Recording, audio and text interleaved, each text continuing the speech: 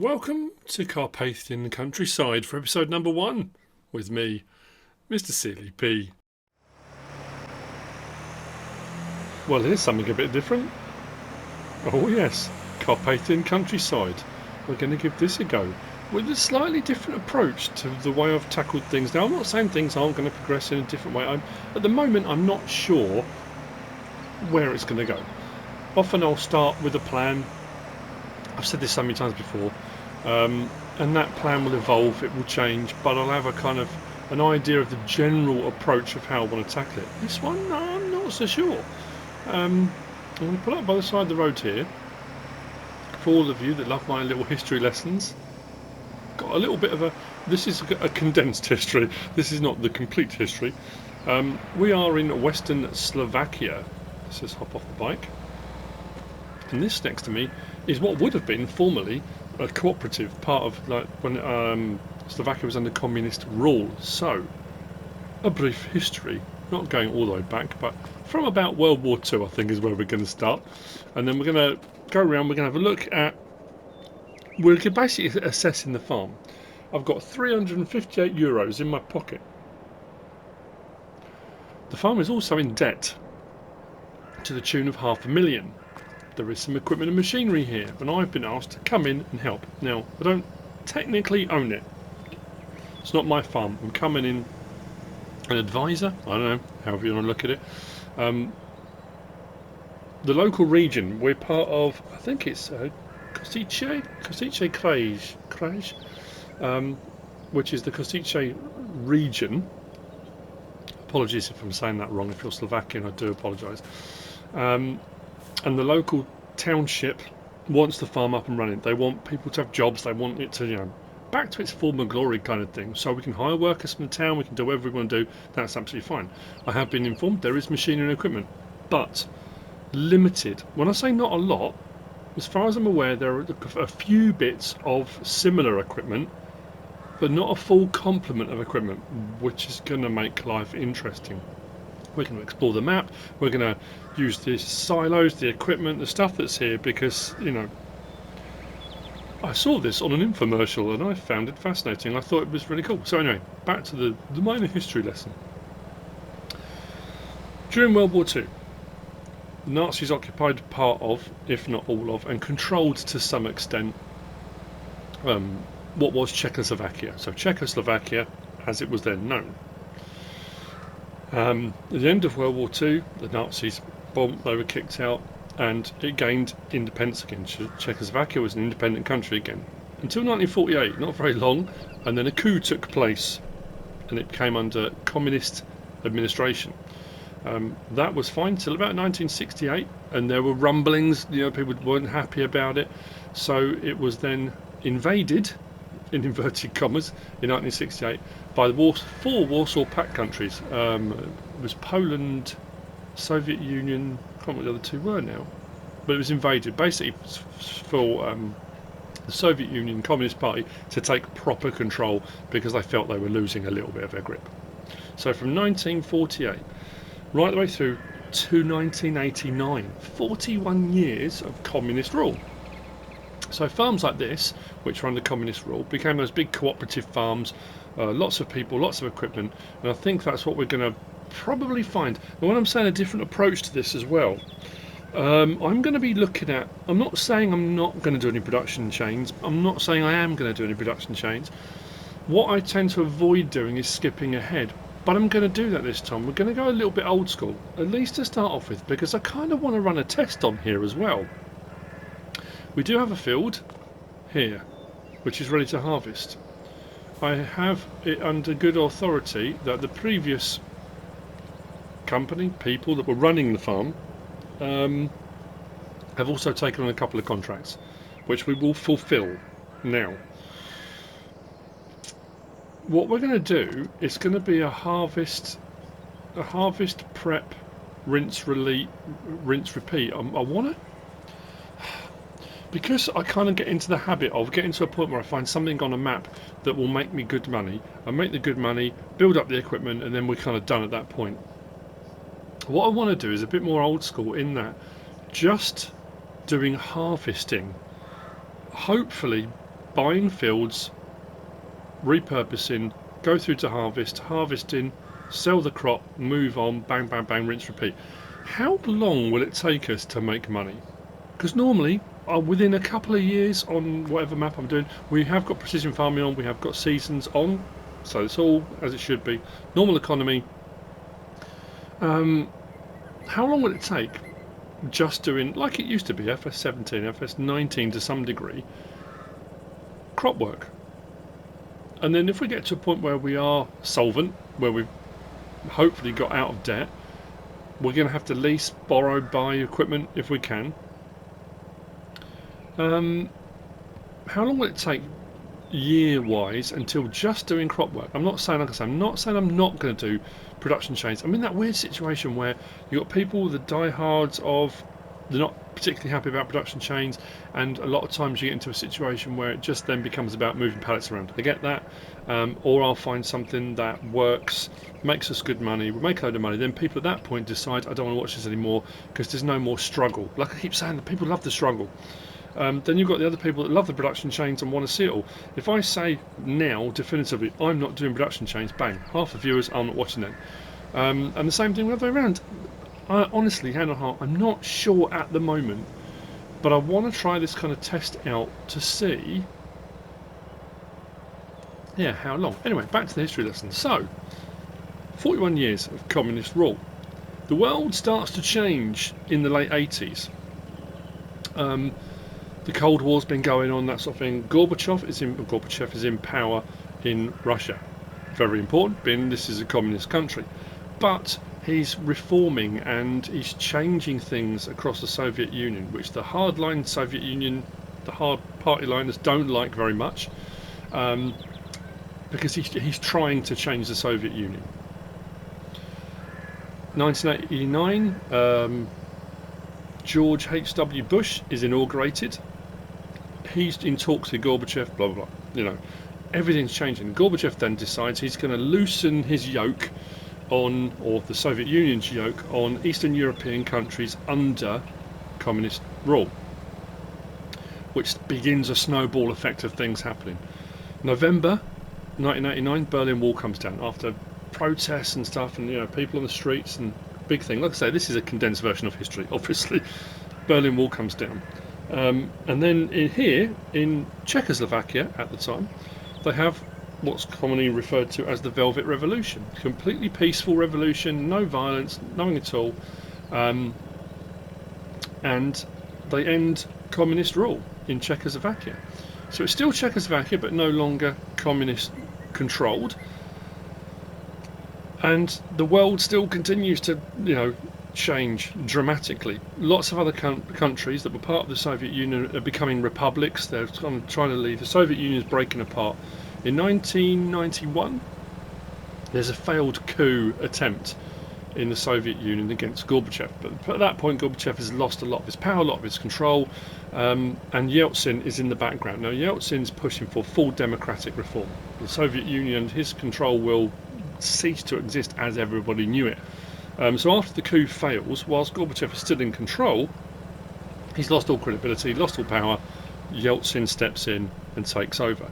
At that point, the Central Committee gets disbanded for the Soviet Union. All party activities are banned.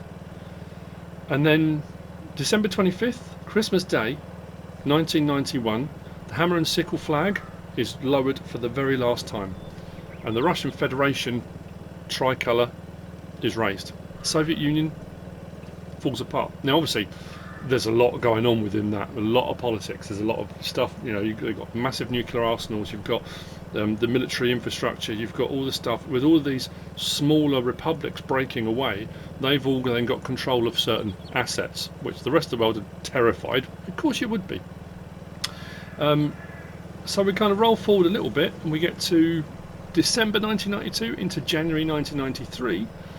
The Czechs and the Slovaks have got different ideas of how they want the countries to be run, different politics, that kind of stuff.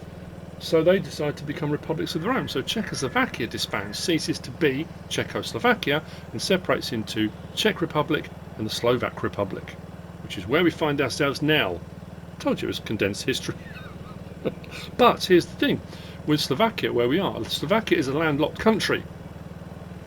It's got Poland to the north, Czech Republic to the northwest, southwest is Austria, to the south is Hungary, and to the east is Ukraine. Factor into that vehicles, machinery, equipment. We've got Bizon, which is Polish. We've got Zetor, which is Czech. Lindner and Steyr, Austrian. Ursus, Polish, I think. We've got Kharkiv, Ukraine. We've got Kirovets. What else have we got?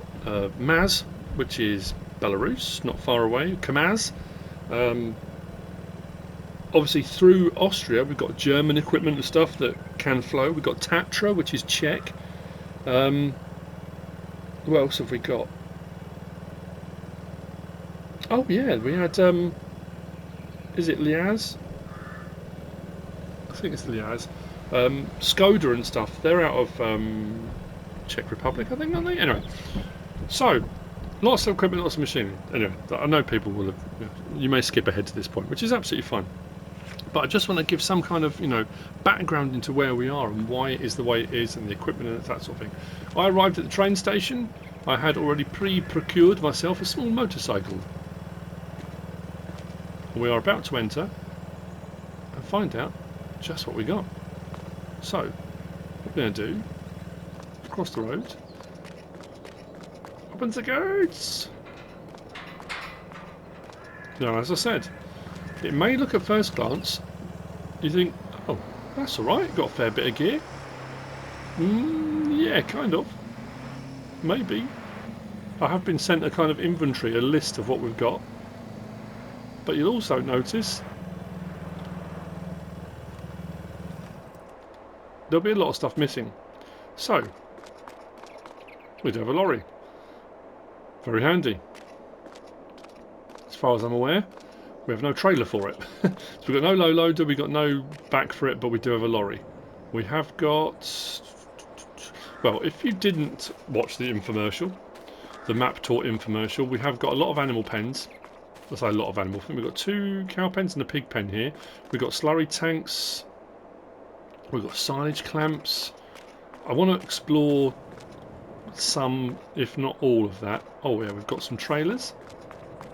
These will daisy chain. They're not huge capacities, I don't think. Got some trailers. Let's remember where everything is. We have got...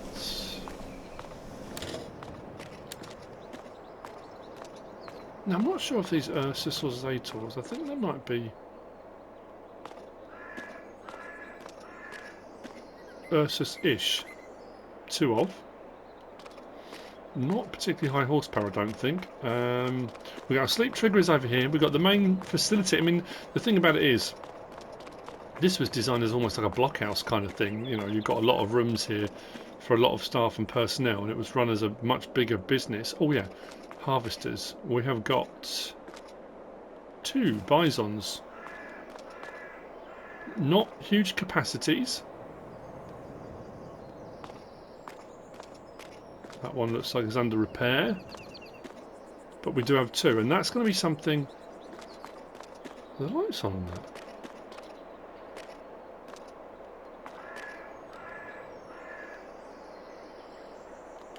No. That was weird. Yeah, like I say, that's going to be the sort of thing. Until we can... I say until we can build up to bigger machinery, it's the older style version of flood the cowling, plenty of it, that kind of... It's going to be lots of equipment, lots of gear, lots of people. We're going to have a lot of workers running, so we might have a lot more smaller equipment rather than one big piece of machinery, which is a cheaper way of doing stuff initially. I hope. We've got a silo for storage, and we've got a pig food mixer in here. Oh, cultivator? Is that cultivator? Harrow?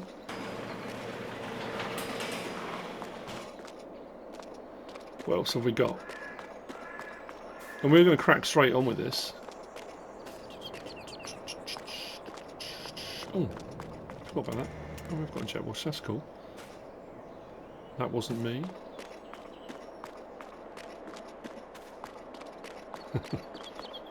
I'm not even kidding when I say this. I've been kind of prepping this when I've had a little bit of spare time here and there, and I've forgotten where I put stuff. It's all right. Oh yeah, over here we go. Look, we got a Krukowiak sprayer. Okay. We've got some liquid fertilizer. I did say there was some stuff left behind. We've got a bit of seed. We've got a bit of herbicide. Oh yeah, Helm herbicide. We've got We've got a little Zetor. Is that it? I thought there was more than that. So as you can see, yes, we may have 3 tractors. We have 3 trailers, which is quite handy. We've got a cultivator. We don't have a plough. We've got a liquid fertilizer spreader. 2 harvesters. That's it. Okay. That's kind of worrying. Well, we'll just have to make do. We'll build up from here. The question is, like I say, how long will it take? How many years of just doing crop work? A few contracts thrown in here and there. If we're going to be buying equipment or leasing equipment, let's put the bike in here. Out of the way. Can we open that? There we go. We're going to crack on. Yeah, how long is it going to take? How many years through are we going to go? As far as contract work goes, what have we got? Again, can't remember. Fertilizing, harvesting and spraying. Okay. If we start off with the harvesting, oats to transport company. That we can do. We've got harvesters.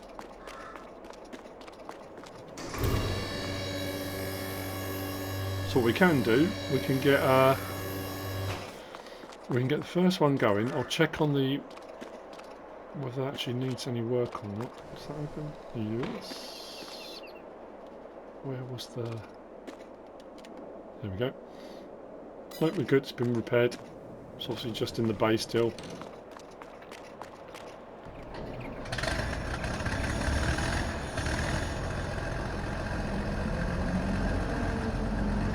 Gives us a chance as well to use different equipment, machinery, things that we don't often use, I guess. Like I said, it's a different style of farming. I'm going to do a range of crop types, I think. We might go beet heavy, potato heavy at some point, and potentially build up to some large beet equipment and potato equipment maybe. Main crops, I'm trying to think what it said when I was reading up about it. 40% of Slovakia is cultivated land, in so much as farmland, and I think the main crop types, we'll say, was potato, sugar beet, wheat, barley, corn, the main ones, which there are other things we can do. Pigs, cattle, poultry and sheep are done quite regularly. So yeah, I mean we've got options.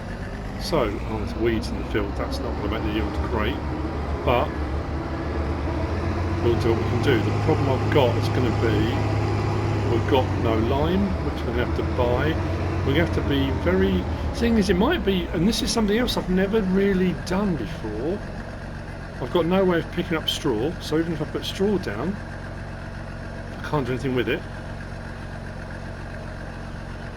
With 358 of my money, we're not going to get very far. Do I leave the straw swath anyway, just in case we think of something? Should I bale it, but then I can't collect it? How do I put the bale? Seems like a white... Oh no, you know what? Let's just harvest it.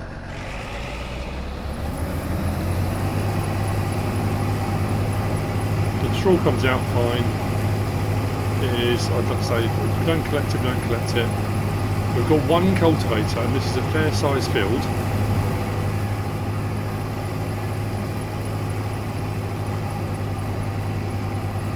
There's me saying hiring workers. I haven't got enough money to hire a worker. If I have, we'll run out of money really quick. Oh man, didn't think this through. Look at the size of this field. Oh no. We're already in debt. I can't borrow any more money, surely. I mean, I could, but...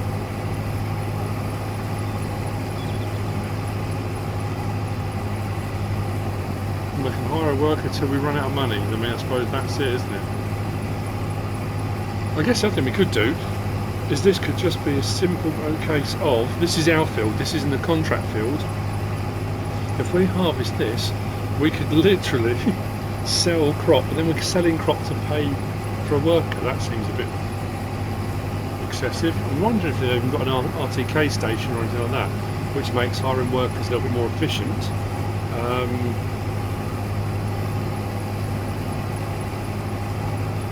Let's just stop a second. What I need to check as well is prices. Okay.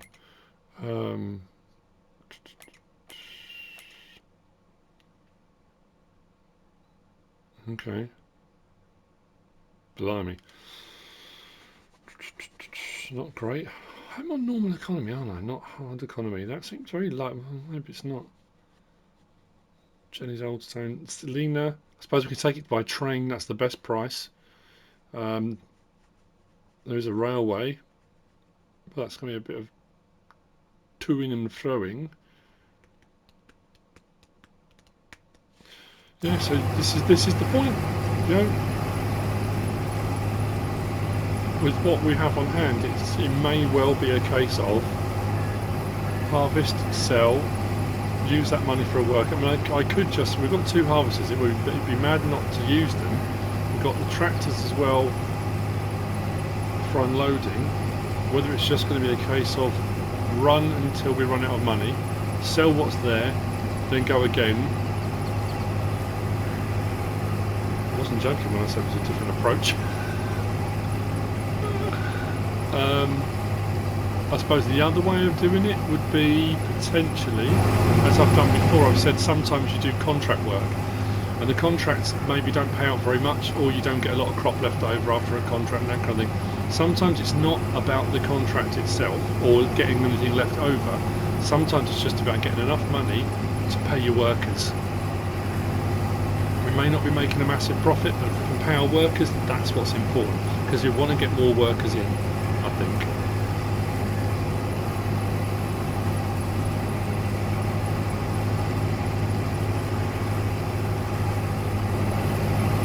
And I'm not going to lie, you know, a lot of people have mentioned and said, judging by the viewing figures as well, on Edgewater, I'm loving the point we're at, that you can, I can buy what I need to, buy what I want, buy bigger fields, I can expand, we can go much bigger, like I did on Stone Valley. And I'm puzzled, my Stone Valley Let's Play did incredibly well, and people seem to love that. And I'm at a point now on Edgewater, which is where I was on Stone Valley. Big contract work, making lots of money, able to buy what equipment I want, more equipment, bigger stuff, bigger fields, and do it on a much grander scale. But people are messaging me and commenting saying, well, it's boring now because you're making money, you don't really need to do anything. We don't really need to do any of it at any point. But we do, because we enjoy the farming side of things. But there is that element of, and I'm absolutely 100% agree, hand on heart, 100%. There's that kind of thrill, that excitement of all of this bit. The building up, the working out how you're going to make money. How are we going to get to that point? And at the start now, doing this, with my initial plan of different approach, different equipment, let's have a go, I'm now thinking, wow, this is going to be a heck of a challenge. But that's the thing, the challenge, that's where the thrill comes from. And I get why people like that aspect of it, I really do.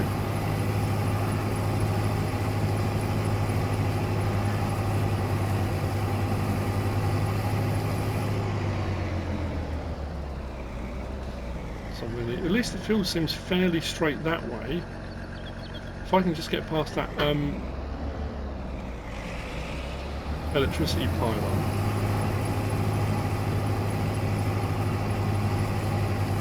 Do a couple of headlands this way maybe.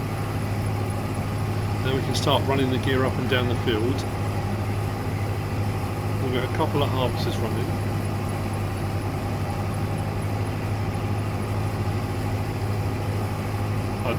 We'll see how it's received, we'll see how it goes, we'll see. I say this every single time I do a Let's Play, and again, I don't know where this is going to go, how it's going to go, how many episodes I'm going to do. I could do 5, I could do 10, I could do 40, I honestly don't know where we're going to go with it.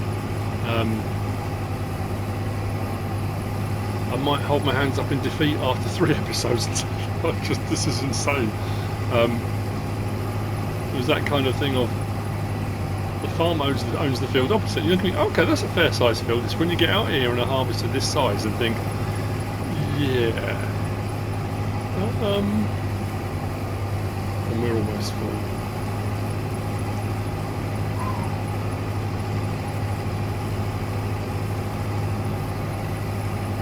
Another thing I'm thinking as well is if I could hire 2 workers on here and whiz out and do one of the contracts. That's something as well. Those contracts I was saying about are what fields? We can't do the harvesting one yet because I'm using the harvesters, but spraying and fertilizing. Do we have? Oh yeah, we have liquid fertilizer. We've only got that one sprayer. We haven't got anything else, which pays 11 grand. I won't lose any money because I'm not borrowing equipment. That's field 3. Where's field 3?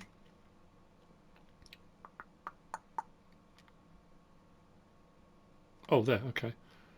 Just over from the farm. Just think the best way of going to it out the back of the farm, maybe. Round to there, field 3. So if I get a couple of harvesters going on here, they're going to run out of money really quickly. But if I spray that, that will give me some money to pay the bills.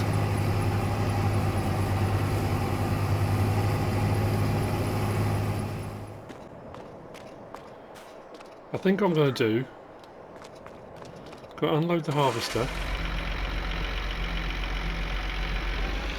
I might set the harvester off and then go and do that fertilising job. Oh, so sorry, I was about to drive over there now. A trailer would probably help, unless I want to put all of the crop inside the cab. That's not the best idea.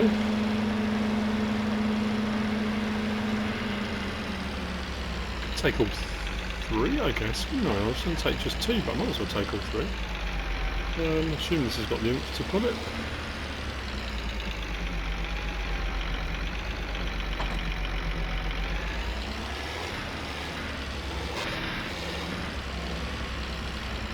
Now we might look at, well I said about harvesters, we can look at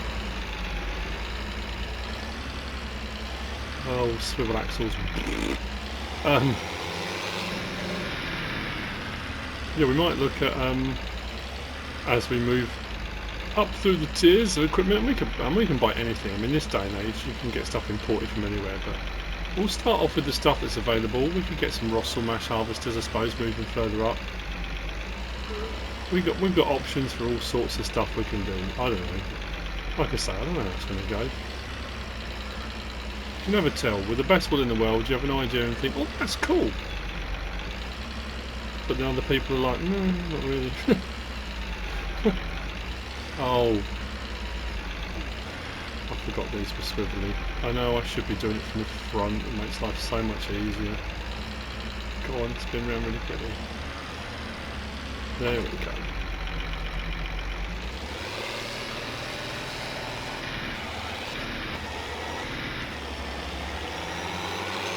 Wow, it's got an interesting sound to it.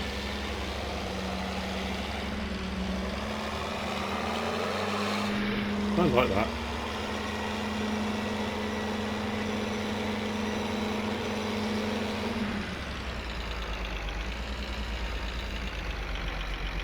Not a huge amount of traffic. I suppose it's a rural place.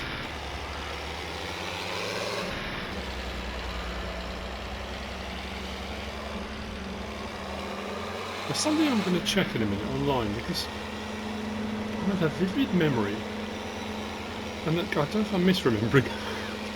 Again, could possibly be. When I was saying about Gorbachev, I'm sure he came to the town that I live in when he was visiting the UK, but I can't remember why. And I'm pretty sure at the time when the why was announced, everyone was like, yeah, righto, but I can't remember. But again, I don't know, why is that? I'll have a look. I'll have a look online, see if I can find any reference to it.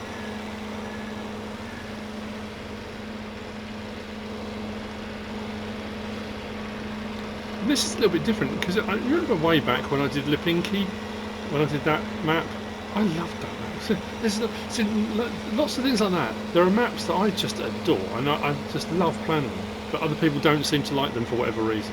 I like that small machinery, small field stuff. Before we go the other way, we're doing small machinery, big fields. There are some small fields on this map, I'm sure there are. We'll have a look around, see if we can find some, because I'm sure if we're going to start buying fields up. And again, how long is it going to take us? I always talk about, when people say about buying equipment, buying a factory, buying a production chain, it's a false economy, because what you're making, you know, it's going to take you forever to make back. And that's the point, isn't it? You make an investment in something, that investment is for the future. It's for the next 5 years, 10 years, 15 years, 20 years, the next generation. You're making a difference now to benefit them. How long is it going to take me without resorting to, you know, whoa! I didn't realise that. God, it's really low, isn't it?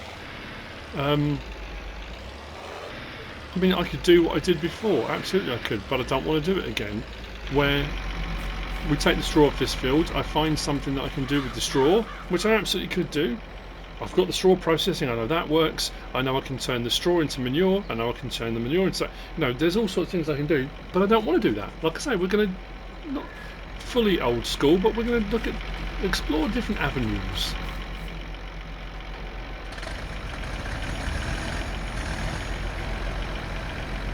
And we'll start off on half the field, I think. It's going to take a while. I'm going to do another strip all the way back, and then let it head down the field. And I'm going to go and get cracking with the that spraying job, and then hopefully I've got enough money then to pay the workers to do this field. That's what I'm aiming for. There was no more than that in this episode. This was just assessment, turn up, explain the approach we're going to be going for rightly or wrongly. Will it work? No idea. So I'm going to move that away.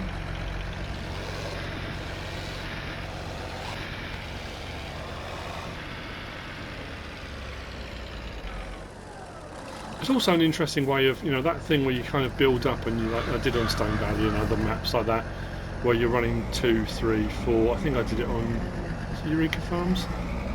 5, 6 harvesters, you know.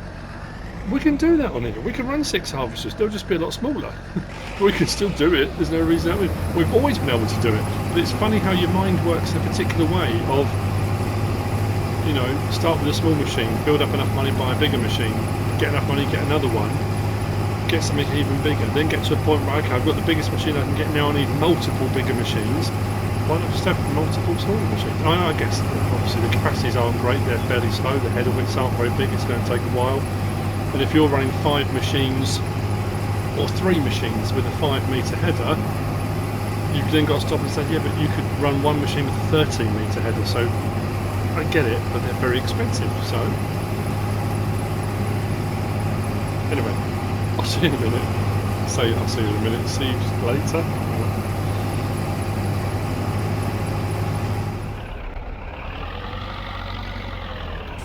Okay, let's get the spraying done. We are losing money at a rate of knots. I can't remember because I don't think I've ever got to this position. Whether or not the worker will carry on working but we'll just go into negative, or whether we'll hit 0 and it will stop because there's nothing left to pay the worker. So, I'm doing fertilising first, aren't I? I was right what I said. I did have a look online. I wasn't going mad. I mean, I probably am going mad, but...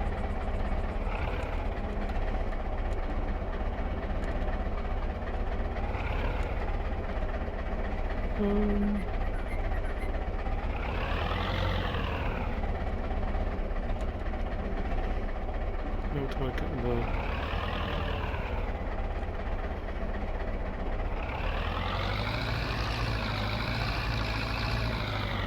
Did I open the cover, didn't I? Yeah, I opened the cover. It's this side, hasn't it? Yeah, April 7th, 1989. His Excellency, General Secretary Mikhail Gorbachev comes to Watford. He was in the UK. And this is what I mean about it being a little bit... Okay, what's going on here? I can't for the life of me fathom why I can't get any of that liquid fertiliser out. I have got a spraying job, so I'm going to put some herbicide in here. Yeah, it's very peculiar. And I think we're going to absolutely boom through this, but we'll do our very best. Anyway, as I was saying, April 7th, 1989, Gorbachev came to Watford, where I live, literally just down the road, visiting a company called Case Communications, which he requested. Now, at the time, Case Communications in '89 was one of the most technologically advanced businesses in the country, and he wanted to find out what life was like for the people behind the computers. You're like, really? Where are we? Field 18. Where's that? That was further down, wasn't it? So we need to come down. Across the river, past the supermarket, and then we'll go right and then out. Okay. Yeah, they were working on wireless communications, LAN technologies. I think at one time they were producing more LAN equipment, local area network stuff, than anywhere else. Just down the road from where we live. And he came and he visited and he chatted to the employees, weirdly asking about their lives, what they earned, where they like to go on holiday. I don't know, it's very strange. But I remember it being, like say, in the press at the time. I remember seeing it in '89. But then you know what it's like, every time I think, did that really? Did he come here? Yeah. Madness. Anyway, just thought I'd throw that in there. I've stopped my harvester. I've unloaded it 3 times now. 3 times, 4 times, whatever. We're down to €125. Now, I've stopped it simply because I suddenly thought, if I can't get the liquid fertiliser to load into this, what do I do? And I thought, well, I'll go and buy €125 worth of liquid fertiliser, but it's not going to get me very far, is it? So if I do this spraying job on field 18 first, which is going to be the next field over the rise,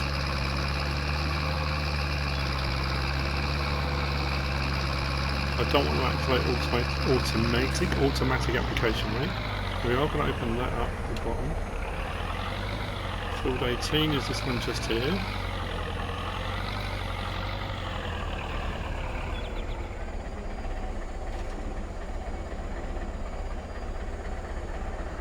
Close cover. I'm pretty sure. I thought we could raise and lower this. Oh, we can, there we go. Get that above the crop. Mind you, as soon as I hire a worker, it'll probably go straight down. Oh no, I'm not going to hire a worker. There's no way I can hire a worker. Change application rate.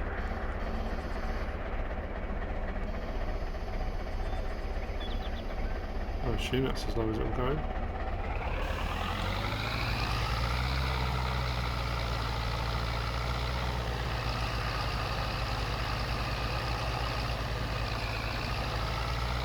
Hopefully we won't get through it too quickly. Again, it's a fair size field, small bit of equipment. We'll do our best. Mostly on Edgewater I've been doing mechanical weeding or mulching to get rid of weeds early on.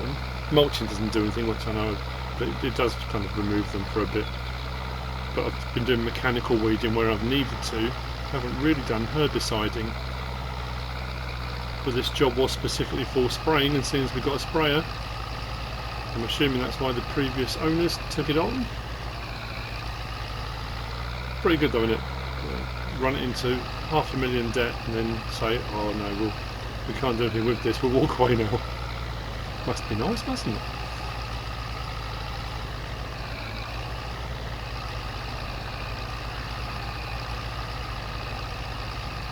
The problem I've got, as always, is I can't see where I've been.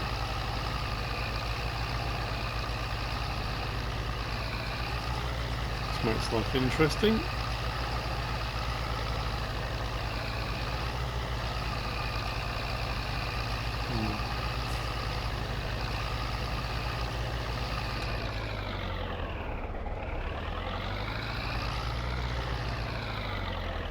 Hoping by doing some herbicide and this will trigger something in the Krukowiak, and it will, unless it's something to do with that the trigger possibly over where I'm trying to get the liquid fertilizer out. Maybe I can't.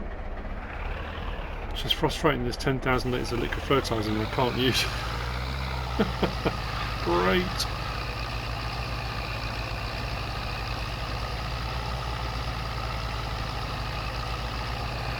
So what we can do though is we go to, where are we? This field here. Oh, it's turned off. There we go. So we can at least see on there. There we go. We are weeding. Why are we still? What, stop! No, stop! What are we doing?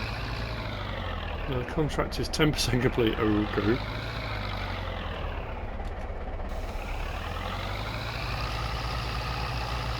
Mind you, to be fair though, 10% complete, we've used 200 litres. I might have to refill once more. That'll pay out alright. So anyway, yeah, I'm going to get this done.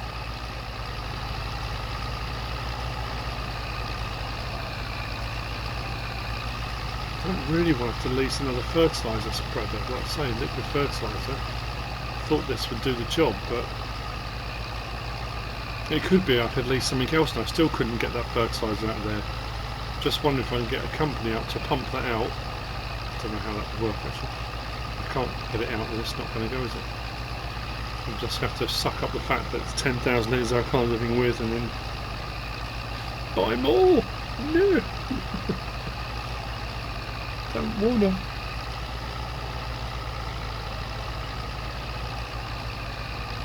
This is a lovely area to farm in. I was watching a guy a little while ago. He's got a VW. I've got the camper, sort of camper day van. He's got a caddy, which is the smaller version. Mine's a T6, and he's got the caddy. And he'd converted his caddy into a camper and travels around. And his channel was him converting his camper and then going places. One of his videos was that he'd moved to the mountains. I'm like, what? Watched it, and he'd actually gone to Slovakia. And he was in the Tatra Mountains? Might have been the Tatra Mountains, I think. And he'd driven across Europe in his little caddy van, and he'd rented this cabin up in the mountains. Oh my days, it was beautiful. The cabin was proper off-grid, all done, you know, you had to, your logs, and you had to split your logs. Walking over the top of the mountain, I think one place he'd go and buy eggs and stuff. It was about a 45-minute walk to this little farm. If you wanted to go and get proper groceries, there was a town, but he couldn't get his caddy van all up the mountain because it was too steep, so he had to park and then walk up to the rest of the way up to the cabin. And he could go to his van, and I think it was a 45-minute drive from there to this little town where he could get other groceries and stuff like that. But there's a little veranda on this little cabin, and then it went out into this garden. The garden sloped away, and then it was just mountains as far as you could see. Just, oh man, it was beautiful. Beautiful place.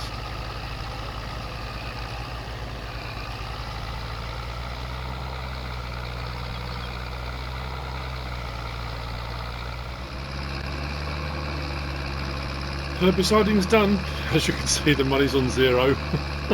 I did let the harvester carry on for a bit, and it did stop when we ran out of money. I don't know why. I thought in my head, I thought maybe it'll carry on, but no, of course it doesn't. You've got no money, your work won't work for you. So, yeah, I'm going to take this up, and we'll take the payment for the herbicide we've just done. Once we've paid had that contract paid out. I'll have a look and see what else is available. Actually, there was a baling contract, wasn't there?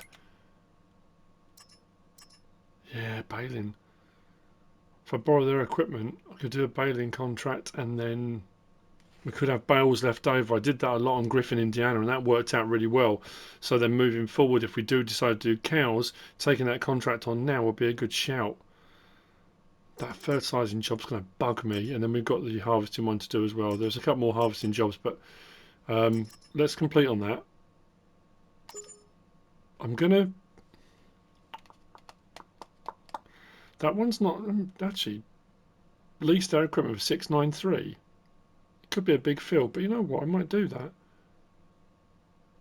Let's borrow items.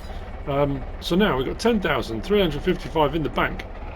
I may have to go and buy some liquid fertiliser. I think I can unload this. But what I might do is, I don't know actually now, because that's going to eat into my money as well. Isn't it a stark contrast to Edgewater? When you reach that point where you've got enough money and that snowball, like I've always talked about, you hit that tipping point, snowball picks up speed, and you're at that point where you've got money coming out your ears, you know you can make more money and you can buy what you want. To this, where I'm looking at my money thinking, I can't really justify leasing a different sprayer to see if I can get that spray out of that liquid fertiliser tank, to find out I can't, and then I've wasted money that I really need. You know, are you looking at me? It's only 10,355. That's all we've got. Anyway, I'm going to carry on doing this now. I'm going to get the other harvester out because I can afford to have two running. So, this is where I'm going to end this episode. Cliffhanger time. Cliffhanger style. Will I ever get that liquid fertiliser out of the tank? How much are we going to get off of this field? At the moment, we've got one and a bit of our... The trailers hold 11,000 litres. I'll start off me, so what we'll do, I'll have me running, and then I'll have the other harvester running on a worker probably, or I'll have both running on workers, and I'll crack on doing one of the other contracts. Maybe doing that baling one. Might do a bit of that off camera. Actually, I don't know. I haven't done baling like that for a while. I'm trying to think. So I didn't really do any baling contracts on Silver Run. Haven't done any on, because I've been doing the straw stuff. I've been collecting grass, hay and straw, but haven't done baling really. Not contract work. I mean, I've done baling on Edgewater, but not baling contract work. So how much do we think we're going to get off of this field? How long is it going to take me with these two harvesters running at this speed? I think it's going to take me quite a while. But anyway, I hope you've enjoyed the first episode. I hope you're kind of with me on the concept, the idea, see where it goes, see where it takes us. It's a lovely map. We get to explore it, go to all different parts of it. All of the stuff from here, providing the price stays quite high, we'll take it over to the railroad, the rail yard, and we'll get that shipped off. Yeah, join me for the fun and adventures here on the Carpathian countryside. I hope you've enjoyed it. Like I say, if you have, please give us a like. If you don't subscribe yet, again, please do. If you want to leave a comment, feel free, and if you want to share this video, then please be my guest. Whatever you should choose to do. Thanks for watching.